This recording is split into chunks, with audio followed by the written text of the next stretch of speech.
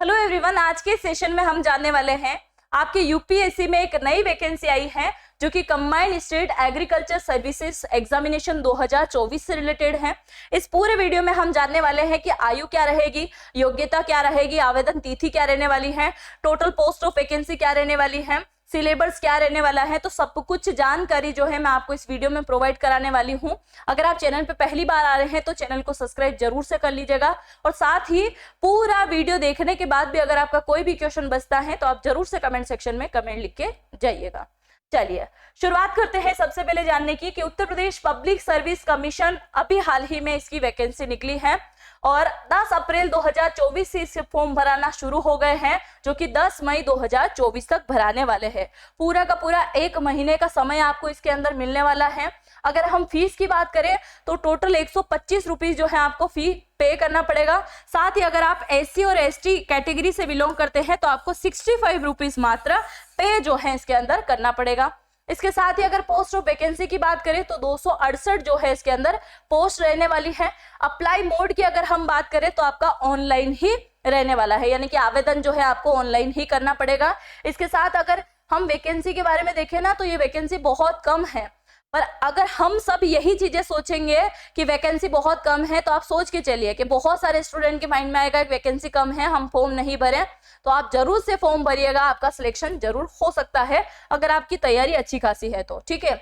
इसके अलावा क्वालिफिकेशन में क्या मांगा गया है तो BSc एग्रीकल्चर और हॉर्टिकल्चर से रिलेटेड आपके पास में जो है डिग्री होना चाहिए। इसके अलावा BSc केमिस्ट्री जो है आपके पास में होना चाहिए, MSc फूड एंड वेजिटेबल्स। इसमें 3-4 जो है क्वालिफिकेशन दे रखी है, इनमें से कोई एक भी अगर आपके पास में है तो आप जरूर से इसमें फॉर्म भरिएगा। एज लिमिट की अगर हम बात करें तो आपकी उम्र कम से कम 20 साल होनी चाहिए और ज्यादा से ज्यादा 40 वर्ष इसके अंदर होनी चाहिए।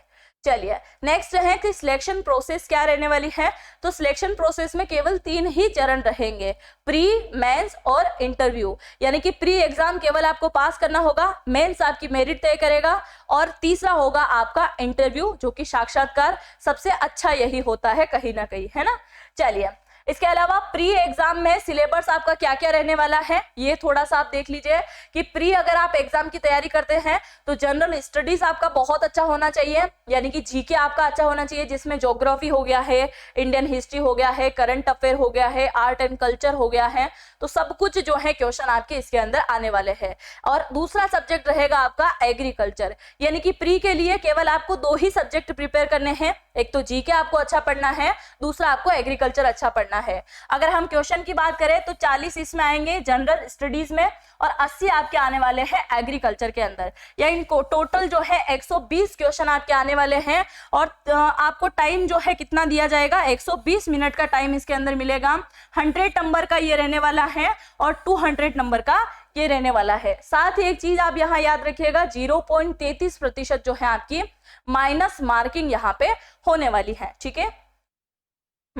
दूसरी अगर हम बात करें तो मेंस एग्जाम में क्या क्या होने वाला है। प्री तो आपने देख लिया है, प्री थोड़ा सा इजी रहने वाला है पर मेंस थोड़ा सा आपके टफ हो सकता है।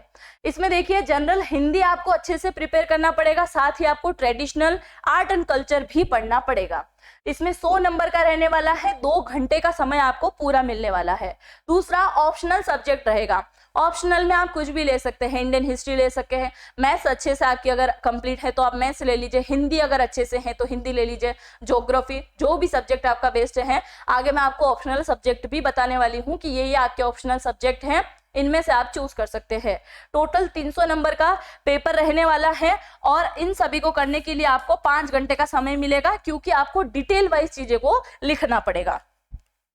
चलिए अब सिलेबस को हम थोड़ा सा डिटेल में देख लेते हैं कि सिलेबस में क्या क्या रहने वाला है। तो आप यहाँ देख सकते हैं जनरल स्टडीज आपकी आने वाली है, प्री की मैं बात कर रही हूँ। यहाँ पे करंट अफेयर नेशनल और इंटरनेशनल से रिलेटेड आपका करंट अफेयर आने वाला है। Culture, agriculture, industry, social, traditional of Uttar Pradesh से रिलेटेड चीजें ज्यादा रहने वाली है क्योंकि उत्तर प्रदेश की वैकेंसी है।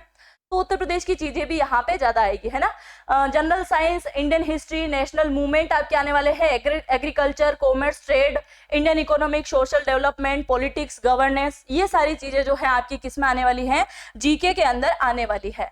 दूसरा हम बात करें मैथ्स के अंदर क्या क्या आएगा, तो अर्थमेटिक आएगा, अलजेब्रा आएगा, साथ ही आपको याद रखना है थोड़ा सा एडवांस और अर्थमेटिक मैथ्स पे भी आपको अच्छे से पकड़ बनानी पड़ेगी। इसके अलावा रीजनिंग भी आपकी आने वाली है, तर्क वितर्क के क्वेश्चन इसमें ज्यादा आएंगे। चलिए, इसके अलावा एग्रीकल्चर सब्जेक्ट की अगर हम बात करें प्री के अंदर ही, तो एग्रीकल्चर में आपको economic, agriculture programs, classifications, Indian soil, मिट्टी के बारे में पता होना चाहिए, crop distributions, productions, management, plant, इन सभी के बारे में आपको अच्छे से पढ़ना पड़ेगा। ओके, तो इनका आप स्क्रीनशॉट ले लीजिएगा। अब हम बात कर लेते हैं मेंस एग्जाम जो आपका होगा उसके अंदर क्या क्या सिलेबस रहने वाला है। इसके अंदर आपका एग्रीकल्चर और बिजनेस से रिलेटेड प्रश्न आएंगे, इंटेलिजेंस से रिलेटेड, कल्चर से रिलेटेड, जनरल साइंस से रिलेटेड, इन्वायरमेंट से रिलेटेड, नेशनल और इंटरनेशनल इवेंट और इंपोर्टेंट जो भी चीजें रहेगी वो सब आपकी इसके अंदर आने वाली है ना। और दूसरे ये है आपके ऑप्शनल सब्जेक्ट। अगर इनमें से आपकी केमिस्ट्री अच्छी है तो आप केमिस्ट्री सब्जेक्ट लीजिएगा, फिजिक्स अच्छा है, एग्रीकल्चर अच्छा है, इंडस्ट्रियल अच्छा है, लॉजिक, इसके अलावा education, mathematics, Urdu, English, Hindi, history, geography या फिर बायोलॉजी, होम्स वगैरह हो गया, फिजिक्स, पेडोलॉजी वगैरह, जो भी आपका सबसे बेस्ट जो सब्जेक्ट हो वो ही ऑप्शनल सब्जेक्ट में आप चूज कीजिएगा ताकि आप अच्छे से उसके बारे में डिटेल लिख पाए। क्योंकि प्री एग्जाम तो लगभग पास हो जाते हैं, पर मेंस एग्जाम ही ऐसा होता है जिसमें थोड़ा सा टाइम लगता है, तो आप इसमें अच्छे से तैयारी कीजिएगा। और अगर इसके अलावा कोई भी ऐसा क्वेश्चन जो यहाँ पे बचा है मैंने आपको नहीं बताया है तो जरूर से कमेंट सेक्शन में लिख के जाइएगा, मैं उसका जवाब देने की पूरी कोशिश करूंगी। हम मिलेंगे नेक्स्ट लेक्चर में, तब तक के लिए जय हिंद, जय भारत।